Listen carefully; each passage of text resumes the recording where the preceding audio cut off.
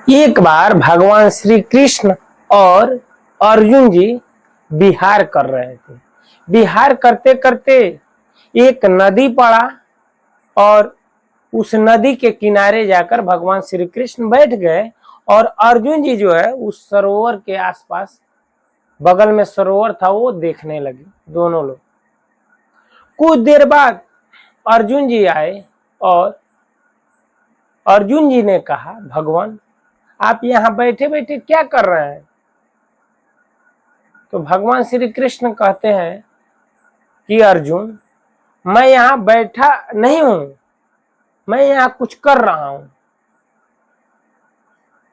तो अर्जुन कहते हैं, भगवान क्या कर रहे हैं? मैं तभी से देख रहा हूं, मैं तो इधर टहल रहा हूं, आप यहाँ बैठे हुए हैं। भगवान कहते हैं, नहीं अर्जुन, मैं यहाँ बैठा नहीं हूं, यहाँ मैं कुछ कर रहा हूं। अर्जुन कहते हैं, प्रभु क्या कर रहे हैं? वो भगवान कहते हैं, अर्जुन मैं ये यहाँ बैठा हूं इसलिए कि मुझे जो है नदी उस पार जाना है और मैं प्रतीक्षा कर रहा हूं कि इस नदी का, इस सरोवर का जल कब समाप्त हो जाए। ये बह रहा है ना, तो मैं इस इंतजार में हूं कि इस नदी का, इस सरोवर का पानी जो है निकल जाए और मैं जो है तब जाकर इस नदी को हेल कर आगे चला जाऊं। अर्जुन कहते हैं, भगवान ये कैसे संभव है? ये नदी का प्रवाह कैसे रोक सकता है? ये कभी नहीं समाप्त होगा। भगवान कहते हैं, अर्जुन नहीं नहीं, ये तो बह रहा है ना, तो उधर से जो पानी आ रहा है तो एक ना एक दिन समाप्ति हो जाएगा, ऐसा थोड़ी है बह रहा है तो।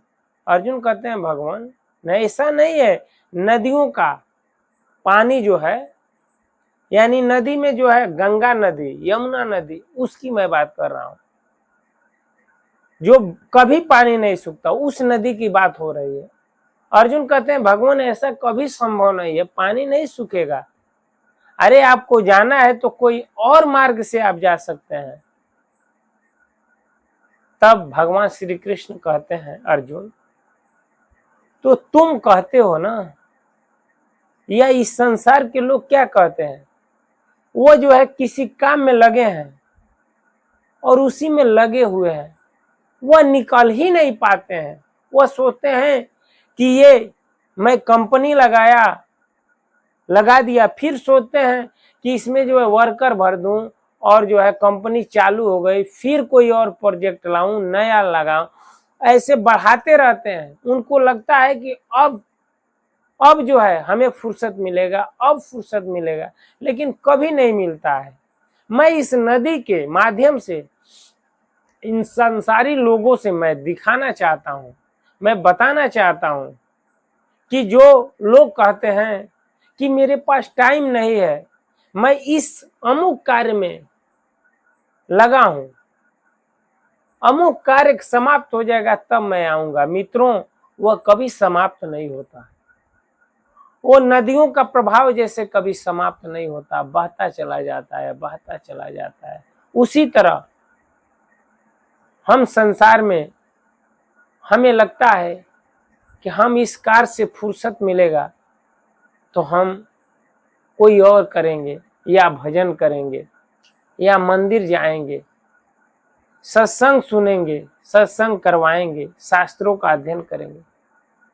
हमें ये लगता है कि हमें एक ना एक दिन टाइम मिलेगा, लेकिन मित्रों, जैसे उस नदियों के प्रवाह खत्म नहीं होते, उसी तरह हमारे और आपके जीवन से ये परेशानियां कभी समाप्त नहीं होंगी, ये दायित्व तो कभी समाप्त नहीं हो।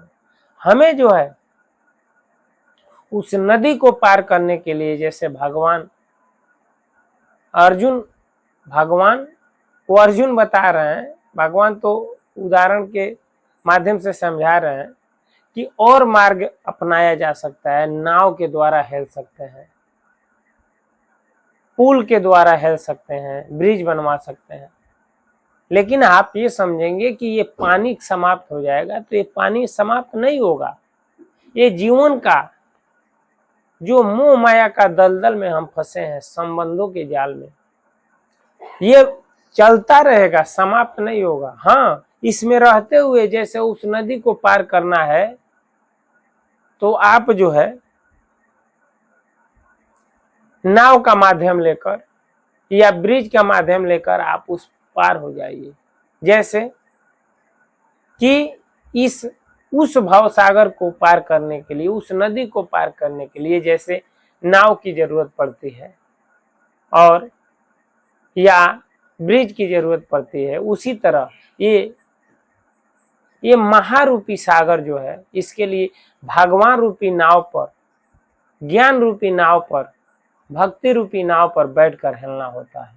भक्ति रूपी ब्रिज पे या ज्ञान रूपी ब्रिज पे बैठकर हिलना पड़ेगा, तब जाके हम इन भवसागर को पार करेंगे।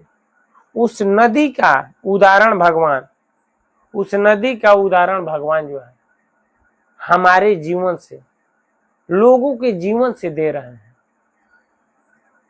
भगवान का बैठने का उद्देश्य होता है, भगवान जो भी करते हैं, भगवान तो कर्तु अकर्तुम है, कुछ भी कर सकते हैं, लेकिन वहां नदी पे बैठकर उस पानी को बहता हुआ देखकर अर्जुन के माध्यम से इस संसार को समझाते हैं कि अर्जुन, तुम जो है इस माया रूपी सागर में, इस संबंधों के जाल में तुम पड़े हो।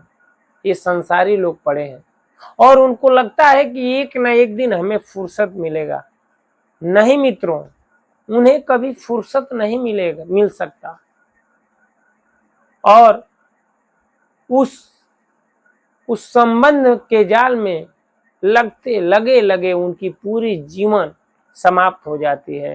एक दिन उनकी मृत्यु हो जाती है, लेकिन उनको जो है फुर्सत नहीं मिलता, उनको जो है समय नहीं मिलता और वह जो है उनकी जीवन लीला समाप्त हो जाती है।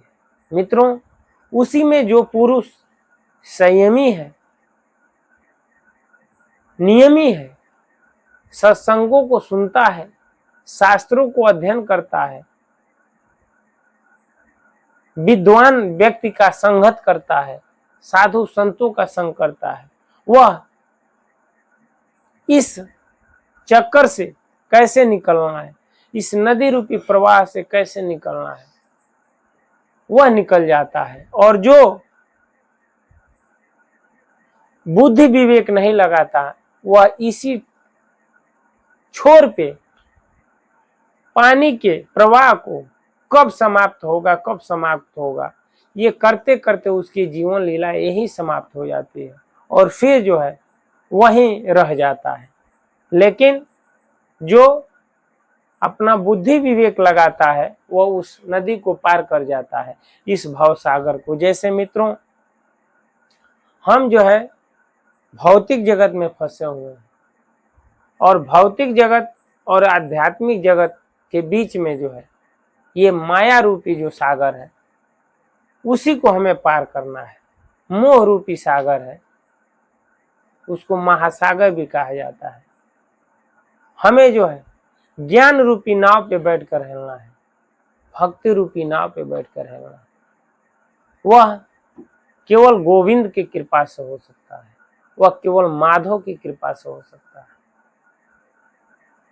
केवल नारायण ही ये कर सकते हैं। और नारायण को कैसे करेंगे, इसके लिए आपको सत्संग सुनना होगा, साधु संतों का संग करना होगा, शास्त्रों का अध्ययन करना होगा, तब जाके आपको मिलेगा कि हमें जो है तप करना होगा। और तप क्या है? तपस्या करेंगे तब ईश्वर मिलेगा। और आप कहेंगे कि तपस्या क्या है? तो तपस्या मित्रों सबसे बड़ा है सत्य, और सत्य से बड़ा कोई तप नहीं है, और झूठ से बड़ा कोई पाप नहीं है। कबीर कहते भी हैं साखी में, साच बराबर